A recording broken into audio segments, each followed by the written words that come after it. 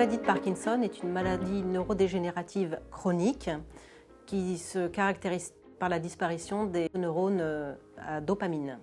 Les symptômes de la maladie de Parkinson sont la lenteur dans les mouvements, la rigidité musculaire et le tremblement de repos. Très souvent, il y a des signes avant-coureurs comme une fatigabilité, des difficultés de concentration pour les tâches de la vie quotidienne, une micrographie, c'est-à-dire une écriture de plus en plus petit, et une dépression. Dans les établissements Corian, nous allons effectivement prendre en charge des résidents atteints de la maladie de Parkinson. C'est une prise en soin qui va être globale.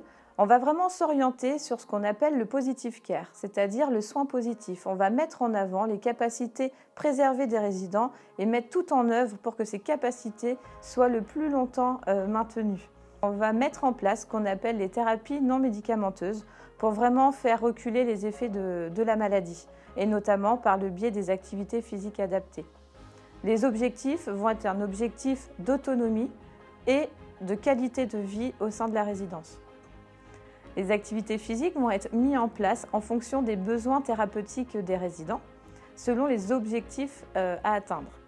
Notamment lorsqu'il va s'agir effectivement de travailler la phase d'équilibre, mettre en place des activités pour maintenir l'équilibre présent.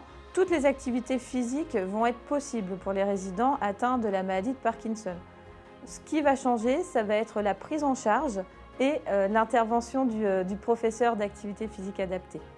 Les objectifs des activités physiques adaptées pour les personnes atteintes de la maladie de Parkinson seront essentiellement basés sur le déconditionnement à l'effort. Nous allons mettre en place des activités de type aérobie pour vraiment maintenir la capacité d'endurance. Sachant qu'effectivement, il y a l'apparition de la raideur musculaire, nous allons mettre en place toutes les activités sur les étirements pour éviter l'apparition de cette raideur.